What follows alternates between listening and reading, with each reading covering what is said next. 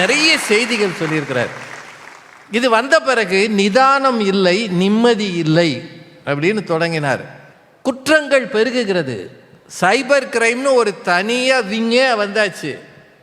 ஏகப்பட்ட மோசடி நடக்கிறது அப்படின்னு நிறைய செய்திகள் சொல்லியிருக்கிறார். நம்முடைய சிவ சதீஷ்குமார் அவர்களுக்கு உங்கள் சார்பில் வாழ்த்துகளும் பாராட்டும். நீங்கள் அவளோடு எதிர்பார்க்கிற நிறைவு பேச்சாளர்களை நன்மையே என்று சொல்ல வருகிறார் இரா மாது அவர்கள். அவரை அழைக்கிறார். உங்கள் அனைவருக்கும் அன்பின் வணக்கம். தம்பி சதீஷ் வந்தார். என்ன பேச்சு? கல்லூரியில் பேராசிரியராக இருக்கீங்களா? அங்கே மட்டும்தான் வகுப்பு எடுக்கிறீங்களா? இங்கே எடுத்தார். இல்லை, அங்கே மட்டும்தான் வகுப்பு எடுக்கிறீங்களா கேட்டேன். அமெரிக்காவுக்கு வகுப்பு எடுக்கிறீங்களா இல்லையா? எடுக்கிறீங்களா இல்லையா?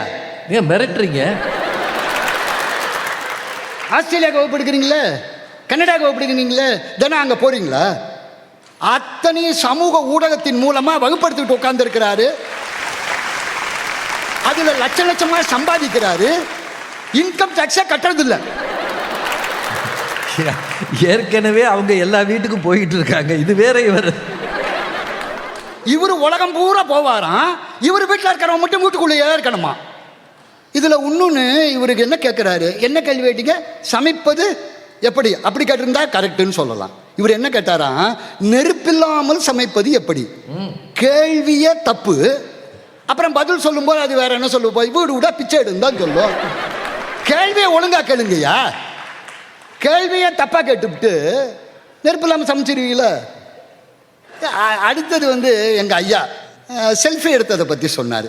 அவன் செல்ஃபி எடுத்துகிட்டு கேட்டானா, என்ன கேட்டானா? அம்மா நீங்கள் யாருன்னு கேட்டிருக்கான். உங்களுக்கு இல்லை சார், சிவாஜி கணேசனுக்கு அதுதான் நிலைமை. கவிஞனை தேசிய விநாயகம் பிள்ளையை பார்க்கறதுக்காக போனார் சிவாஜி கணேசன். தேசிய விநாயகம் பிள்ளை நீங்கள் யாருன்னு கேட்டார். சிவாஜி சொன்னார், நான் தான் நடிகர் திலகம் சிவாஜி கணேசன். அப்படியா, என்ன வேலை பார்க்குறீங்கன்னு கேட்டார் அவர். அந்த காலத்தில் சிவாஜிக்கு அந்த நிலைமைனா எங்கள் ஐயா ராமலிங்கம் பிள்ளைக்கு வேற என்னங்க நிலைமை வரும்? அவன் படம் எடுத்தானே சந்தோஷப்படணும் சார். இதெல்லாம் நம்ம அகங்காரத்துக்கு விழுகிற அடி. செல்ஃபி எடுக்க போகும்போது என்ன சொல்லியிருக்கணும்? வேண்டாங்கன்னு சொல்லியிருக்கணும். அதை எடுங்க அப்படின்னா ஆமாம் நீங்கள் யாருன்னு தான் கேட்பா. ஓ, செல்ஃபி எடுக்கிறது அகங்காரம்ன்றீங்க? ஆமாம். அடுத்தது நடுவர் இருக்கார். என் அருமை சகோதரி பாரதி பாஸ்கர் இருக்காங்க. இவங்களெல்லாம் ஏறத்தாழ ஒரு 2 கோடி பேருக்கு தெரியும் அப்படின்னு நம்புகிறோம். சரிங்க, ஒரு 1 கோடி பேருக்கு தெரியும் வச்சுக்குவோம். இன்னும் கொஞ்சம் குறைக்கலாமா? சரி, ஒரு 50 லட்சம் தள்ளுபடியில் ஒரு 50 லட்சம் பேருக்கு தெரியுங்க. இது என்ன ஆடி மாசம்? நீங்க கேட்டதுனால சொன்னேன். ஒரு 50 லட்சம் பேருக்கு தெரியும். இப்படி 50 லட்சம் பேரையும் உங்களுக்கு தெரிஞ்சதுக்கு காரணம் இந்த மீடியாங்கிறத நீங்க மறந்துடாதீங்க. சரி, என் அருமை சகோதரி, நான் இதை சொல்றதுல ஒன்றும் தப்பு இல்லை. என் அருமை சகோதரி பாரதி பாஸ்கர் அவர்கள் சற்று உடல்நலம் நலிந்திருந்த பொழுது ஒவ்வொரு குடும்பத்திலும் இவர் என்னுடைய குழந்தை, என் கூட பிறந்தவர் என்று உலகமே அவருக்காக பிரார்த்தனை செய்தது எதனால வந்தது? சோசியல் மீடியால வந்தது. நீங்க போய் அங்க உட்காரலாமா? What is this? இந்த பக்கம் நிக்கவாது செய்யலாம். எப்படி போனீங்க அந்த பக்கம்?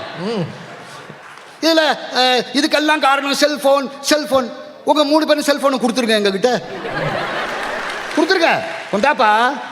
அதுவும் எனக்கு அந்த தலைவர் இருக்காரு ராமலிங்க சார், அவருக்கு ரொம்ப பிடிக்கும் அந்த செல்ஃபோன். ஏன்னா அது ஆப்பிள்.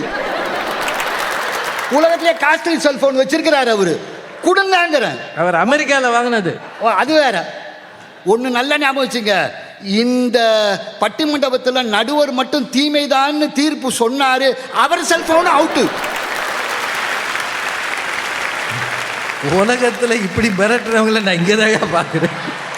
நானே இன்னைக்கு தான் இந்த சீட்டில் உட்கார்ந்துருக்கேன். அதுக்குள்ள மிரட்டலையா? சும்மா பின்ன எல்லாத்தையும் கையில் வச்சுக்கிட்டு தப்புன்னா தீதும் நன்றும் பிறர் தர வாரா. தீதும் நன்மையும் பிறர் வருதில்லை, நம்மளாலே தான் வருது. உங்களுக்கான நன்மையை தருவதும் உங்களுக்கான தீமையை தருவதும் நீங்க எப்படி சோசியல் மீடியாவை பயன்படுத்துறீங்கிற பொறுத்து தான் இருக்கே தவிர அது தீமையே மட்டும் தருவதில்லை.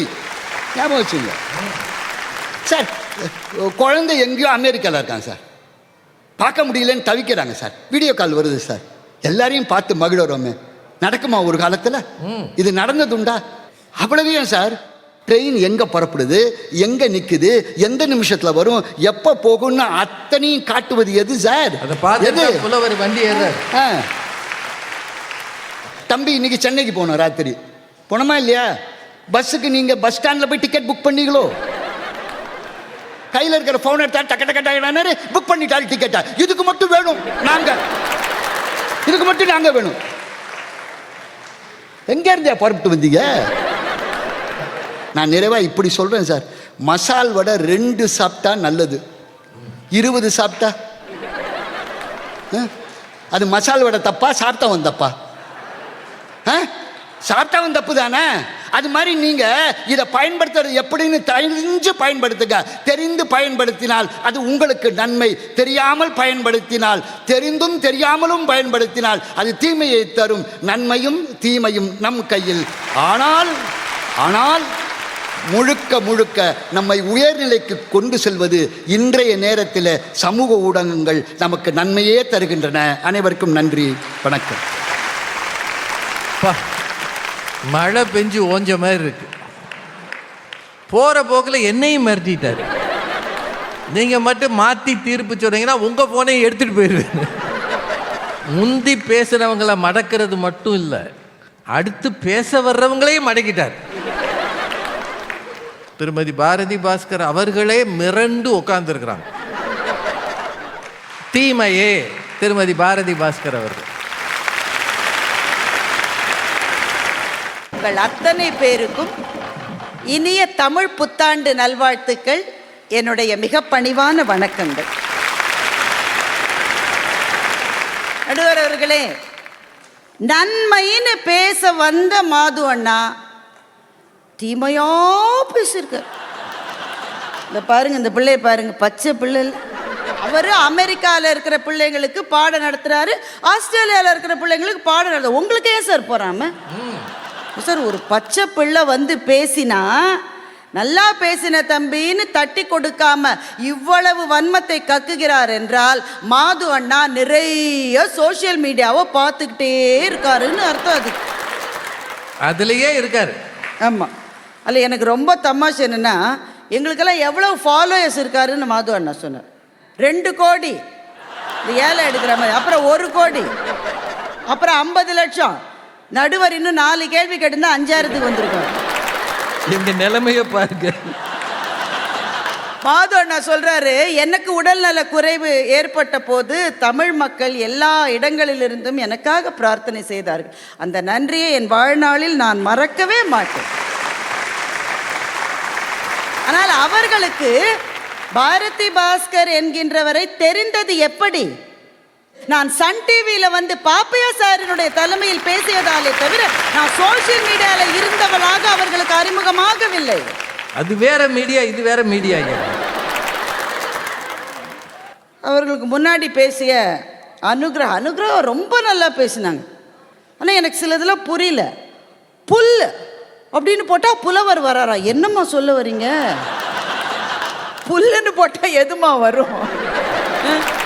இதுதான் பாராட்டுற மாதிரியே காலை வர்றது. அதை தான் சோஷியல் மீடியா சொல்லி கொடுத்துருக்கு. டேஸ் லிட்டில் பிரின்ஸ் எல்லாம் இப்போ யூடியூப்பை பார்த்து தான் சமைக்கிறாங்களாம். ஐயோ, இந்த கொடுமை என்னால் பொறுக்க முடியல. யூடியூப்பை பார்த்து சமைச்சா அதற்கு பிறகு அதை படம் எடுத்து போடினா 10 பேர் லைக் பண்ணுறான். சோத்தை தின்னவன் இல்லை, விளக்கணை சாப்பிட்ட மாதிரி மூஞ்சி வச்சுருக்கான். அந்த கஷ்டம் அவனுக்குலாமா தெரியும். அப்புறம் அனுகிரகா பேசும்போது கடைசியில் எங்களை பார்த்து சொல்கிறாங்க, இங்கே ஒட்டகமாக இருப்பதா கிளியா இருப்பதா? நாங்கள்லாம் ஒட்டகமா, நீங்கள்லாம் கிளியா? அனுகிரகா, இந்த உலகம் அழகாக இருக்க வேண்டும் என்றால் ஒட்டகங்களும் வேண்டும், கிளிகளும் வேண்டும். அந்த அதுக்கு முன்னாடி எழிலரசு திருவண்ணாமலை. ஆமாம். வாழ்க்கையே ஒரு ரிங், அதில் நீங்கள் தான் கிங் சொன்னார். யார? நடுவரை. இந்த அம்மா இதை எழுதினது பாப்பையா சாருக்காக. நான் கூட என் பேருக்காக எழுதுனாங்கன்னு நினைச்சேன். ஏன்னா இங்க வர மட்டும் அது அவங்களுக்கு தெரியாது இவர் தான் நடுவர்னு. அப்போ அவருக்காக எழுதியதை உங்களுக்காக சொன்னார். இதைத்தான் பண்றாங்க. நம்ம பையன் காதல் கவிதையை கூட அவன் சொந்தமா எழுதுறதில்ல, யாரோ எழுதினதை யாருக்கோ ஃபார்வர்ட் பண்ணி தான் எழுதின மாதிரி மோசடி பண்ணுவது எப்படி என்பதை எழிலரசியிடமிருந்து எல்லாரும் பாடம் கற்றுக்கொள்ளவும். அம்மா என்னை ஏமாத்திருக்கீங்க அம்மா. எல்லாத்தையும் விட இந்த பட்டிமன்றத்தில் என்னால் பொறுக்க முடியாத ஒரு அநியாயம் நடந்தது நடுவர் அவர்கள். என்னம்மா? நீங்கள் தான் அதை விசாரிக்க வேண்டும். முடிஞ்ச பிறகு விசாரிக்கணும். அப்பவே வாட்ஸ்அப் இருந்திருந்தா கண்ணகி வாட்ஸ்அப்லயே வந்து கோவலன்ட்ட பேசியிருக்குமாமா. நான் என்ன கேட்குறேன், கோவலன் ஒரே ஒரு மாதவியினுடைய நடனத்தை பார்த்து போய் தான் கண்ணகிக்கு இவ்வளோ கஷ்டம். அப்போ சோஷியல் மீடியா இருந்தா ரீல்ஸில் விதவிதமாக நடனத்தை கோவலன் பார்த்திருந்தால் மதுரைக்கே வந்திருக்க வேண்டாமே. யாருமே இந்த தலைப்பை உள்ளே புகுந்து ஆராயவில்லை அந்த 3 பேரும். சரி, நீங்க சோஷியல் மீடியாவை குழந்தைகளுக்காகவாவது பேன் பண்ணுங்கன்னு சொல்றதுக்கு நாங்க 3 பேர் வந்திருக்கோம். சோஷியல் மீடியாவை மாத்திரம் இல்ல, அது நன்மைன்னு பேசுற 3 பேரையும் சேர்த்து நீங்க தயவு செஞ்சு பேன் பண்ணுங்க. நீங்கள் உங்கள் கையில இருப்பதை பார்த்து நீங்கள் பயன்படுத்த வேண்டும். என்ன சார் பேசுறீங்க? பார்த்து பயன்படுத்தி உங்க கையில இருக்கு, இதனால எனக்கு தீமை என்று தெரியக்கூடிய வயதில் இல்லாத குழந்தைகளுக்கும் அது இருக்கிறது. அவர்களிடமிருந்து அதை பிரிக்க முடியவில்லை என்ற பிரச்சனையை நாங்கள் 3 பேரும் பேசிக் கொண்டிருக்கின்றோம். உண்மையில் சோஷியல் மீடியாவினால என்னென்ன தீமை என்று நான் நினைத்த எல்லாவற்றையும் பேச வேண்டும் என்றால் சன் டிவி சீரியல் மாதிரி இது வாரம் பட்டிமன்றம் நடந்தாதான் என்னால் பேசி முடிக்க முடியும். அவ்வளவு இருக்கு. அவ்வளவு நேரம் கிடையாது. சில தீமைகளை மாத்திரம் சொல்றோம். இந்த ரீல்ஸ் தொல்லையை எங்களால் தாங்க முடியல. சொல்ல சங்கடமா இருக்கு, சொல்லாமல் இருக்க முடியல. எவ்வளவு ஆபாசமான ரீல்ஸுங்க, எவ்வளவு. நம்ம பிள்ளைகள் போனை வச்சுட்டு இருக்காங்க, பாட சம்பந்தமா அவனுக்கு டீச்சர்ட்டேந்து வந்த வாட்ஸ்அப்பை பார்க்கறான்னு சொல்லிட்டு தான் நம்ம ஒரு 5 நிமிஷம் அந்த பக்கம் போறோம். திடீர்னு இந்த ரீல் வருதுங்க. இதை கண்ட்ரோல் பண்றதுக்கு எந்த விதமான மெக்கானிசமும் சோஷியல் மீடியால இல்ல. இந்த செல்ஃபியை பத்தி நிறைய சொல்லிட்டாங்க. செல்ஃபி எதுக்கு எடுக்கிறாங்க தெரியுமா? சோஷியல் மீடியால போடுறதுக்கு தான் செல்ஃபி எடுக்கிறாங்க. சரி, இப்ப கூடலூர்ல போய் ஒரு இளைஞன் 150 அடி பள்ளத்தில் விழுந்திருக்கான். எதுக்கு? செல்ஃபி எடுக்க போய் 30 வனத்துறை அதிகாரிகளும் தீயணைப்புத்துறை அதிகாரிகளும் இரவு பகலாக போராடி அவனை மீட்டு இருக்காங்க. நீ ஒரு போட்டோ எடுக்கிறதுக்காக அரசு அலுவலர்கள் 30-40 பேர் ராத்திரி பகலா கஷ்டப்படணுமா? இன்னைக்கு புத்தாண்டு. ஒரு 20 வருஷத்துக்கு முன்னாடி புத்தாண்டு விடுமுறைனா ஒரு 4 மணிக்கு உங்க தெரு முழுக்க கூச்சலா இருக்கும். பசங்க பூரா விளையாடிட்டு இருப்பாங்க. பாண்டி விளையாடுவாங்க, கிரிக்கெட் விளையாடுவாங்க, கில்லித்தட்டு விளையாடுவாங்க. இன்னைக்கு 4 மணிக்கு உங்க தெருவில் போய் பாருங்க சார், ஒரு குழந்தை கூட வெளியே வந்து விளையாடுவது இல்லை. எல்லாம் அதாவது போன்ல உட்கார்ந்துருக்கு. ஒரு பர்த்டே பார்ட்டிக்கு பிள்ளைகளை கூட்டிட்டு போனா கூட ஓடி விளையாடாம அது போன்லயே உட்கார்ந்துருக்கு சார். உங்கள் வீடுகளுக்குள் உங்களுக்கே தெரியாதவர்கள் ஊடுருவி இருக்கிறார்கள் சார். முன்னாடிலாம் எங்கள் அண்ணன் இருக்கான்னு வச்சுக்கோங்களேன். எங்கள் அண்ணன் ஸ்கூல்லேருந்து அவன் 4-5 ஃப்ரெண்ட்ஸை கூட்டிகிட்டு வருவான். அந்த 4-5 பேர் முகத்தையும் எங்கள் பாட்டி அம்மா யாராவது பார்த்துட்டு, அவன் சரியில்லையா அந்த பையன், அவன் பேசுகிறதே மரியாதையா இல்லையே, அவன் ஃப்ரெண்ட்ஷிப்பை கட் பண்ணு. நம்ம குழந்தைகளுக்கு யார் நண்பர்கள் என்று தெரிந்திருந்தது அந்த காலம். இன்னைக்கு உங்களுக்கு உங்கள் குழந்தைகளுடைய நண்பர்கள் யாருன்னு தெரியுமா? அதனால தான் சொல்கிறேன், சோஷியல் மீடியானால தான் உங்கள் வீட்டுக்குள் நீங்களே அறியாதவர்கள் ஊடுருவுகிறார்கள் என்று நான் சொல்லுவேன். நடுவர் அவர்களே, நிறைவாக ஒரே ஒரு கருத்து. நான் இங்கே ஒரு பட்டிமன்றத்தில் பேசுகிற பேச்சாளராக இல்லை, ஒரு அம்மாவா இங்கே நின்று நான் பேசுகிறேன். ஒரு அம்மாவா பேசுகிறேன். இங்கே தமிழ்நாட்டில், ஏன் இந்தியாவில், உலகம் முழுக்க எங்கள் குழந்தைகளை எங்களுக்கு திருப்பி கொடுங்கன்னு நான் கேட்குறேன். இப்போ ஆஸ்திரேலியாவில் 16 வயதுக்கு கீழே இருக்கிற குழந்தைகளுக்கு சோஷியல் மீடியாவை கொடுக்கக்கூடாதுன்னு சட்டம் வந்திருக்கு. டென்மார்க்ல சட்டம் வந்திருக்கு. மற்ற நாடுகள், பிரான்ஸ்ல இந்த சட்டத்தை கொண்டு வரதுக்கு முயற்சி செய்யறாங்க.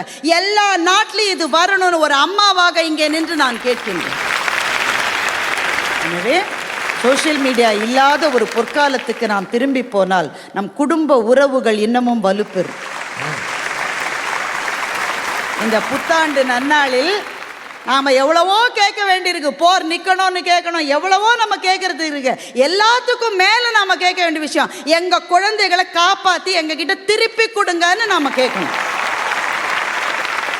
சோஷியல் மீடியாவை தயவு செய்து தடை செய்யுங்கள், அல்லது குறைவாக எங்கள் குழந்தைகளுக்கு கொடுக்க வழி செய்யுங்கள். யாருக்கு நன்மைன்னு அவங்க கேட்டாங்க. நிச்சயமாக சில பேருக்கு நன்மை இருக்கு. யாருக்கு? இந்த சோஷியல் மீடியா பிளாட்ஃபார்ம்ஸோட ஓனர்ஸ் ஒரு 5 பெரும் பணக்காரர்கள் அமெரிக்காவில் இருக்காங்களே, அவங்களுக்கு நிச்சயமாக இதனால நன்மை தான். ட்ரில்லியன் டாலர்ஸ் அவங்க சம்பாதிப்பதற்கு எங்கள் குழந்தைகளை நாங்கள் காவு கொடுக்க மாட்டோம் என்பதால் தீமையே என்ற நல்ல தீர்ப்பை நடுவர் கொடுப்பார் என்று நம்பி விடை பெறுகிறேன். நன்றி, வணக்கம். பெரியோர்களே, இந்த மாதிரி ஒரு தலைப்பை எடுத்துக்கொண்டு நம் வாழ்க்கையோடு தொடர்புடைய ஒரு விஷயத்தை இவ்வளவு நேரம் 6 அறிஞர்கள் அற்புதமாக பேசினார்கள். இப்போ ஒரு தீர்ப்புக்கு வரணும். நாம் எப்பவுமே விஞ்ஞானத்தோடும் தொழில்நுட்பத்தோடும் போட்டி போட முடியாது. அதனோட இன்னொரு வளர்ச்சி தான் சோஷியல் மீடியா. அது வந்ததுனால எத்தனை நன்மைகள் இருக்குது சார். சாமானியனின் குரலை பொதுவெளிக்கு கொண்டு வந்தது சோஷியல் மீடியா என்பது சத்தியம் சார். நாங்கள் எல்லாரும் 1983 இந்தியா வேர்ல்டு கப் வாங்கும்போது வானொலியில் கேட்டோம், கபில் தேவ் தலைமையிலான ஒரு டீம் ஜெயிச்சதுன்னு சொல்லி. ஆனால் இன்றைக்கு இருக்கிற பிள்ளைகள் மொபைலில் உட்காந்து பார்க்குறான். யார் விளையாடுறா? ஐபிஎல் மேட்சை இங்கே உட்காந்து பார்க்குறான். சன்ரைசர்ஸ் ஹைதராபாத் எங்கே விளையாடுது பார்க்குறான். பார்த்துட்டு இவன் போலிங் போடுறானே, இதை இப்படி போட்டானா நல்லதுன்னு இவன் சொல்கிறான். நுணுக்கங்களை எங்கோ இருக்கிற கிராமத்து இளைஞனும் கற்றுக்கொள்ளும்படியாக சோஷியல் மீடியா இன்றைக்கு வாய்ப்புகளை தந்திருக்கிறது. அதை விட ரொம்ப முக்கியம் தொழில் முனைவோர். சார், என்கிட்ட ஒரு ஐடியா இருக்குது. இந்த ஐடியா யாராவது ஒரு பெரியவங்க பார்வையில் பட்டு அவங்க கொஞ்சம் பணம் கொடுத்தாங்கன்னா நானும் ஒரு தொழிலதிபராக ஆக முடியும்னு இளைஞர்கள் இன்றைக்கு வருகிறார்கள்.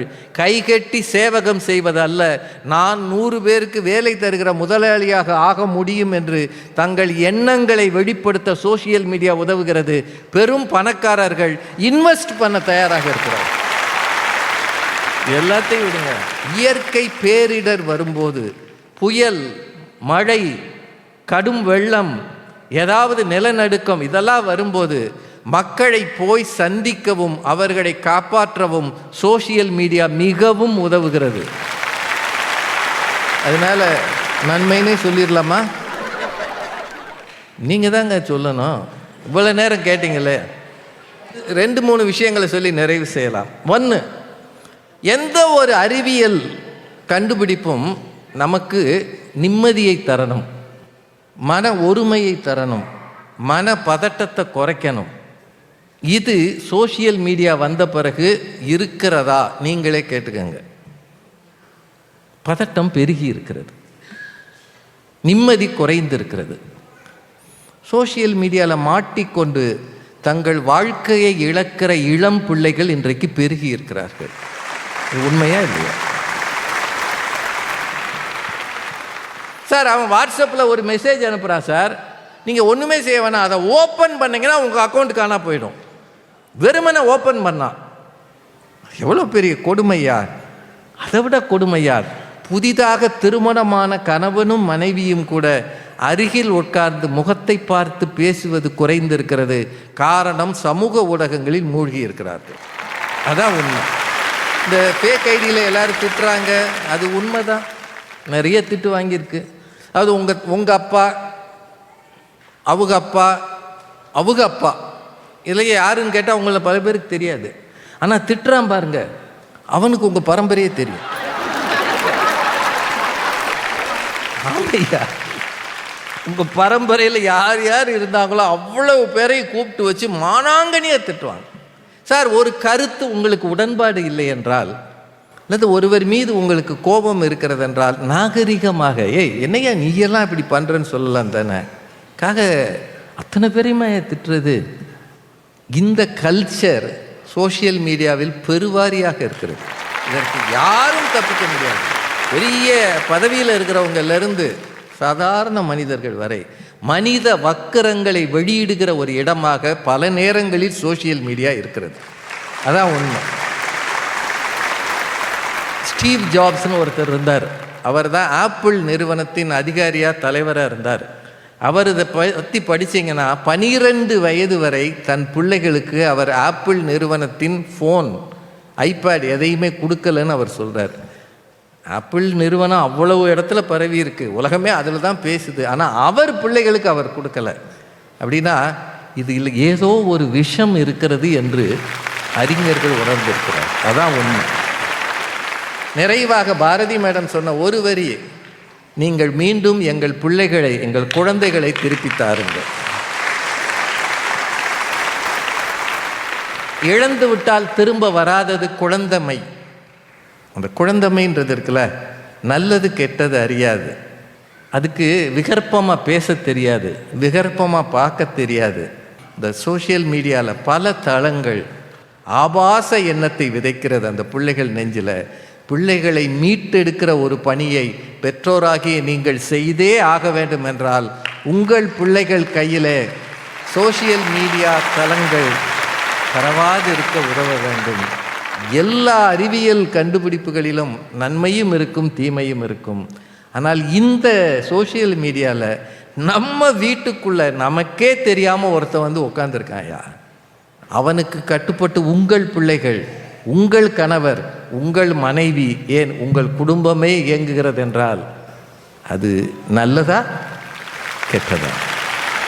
எனக்கு என்னவோ நன்மைகளை விட தீமையே அதிகம் என்று சொல்லி மீண்டும் அனைவருக்கும் தமிழ் புத்தாண்டு வாழ்த்துக்களை சொல்லி வணங்கி விடைபெறுகிறேன். நன்றி, வணக்கம்.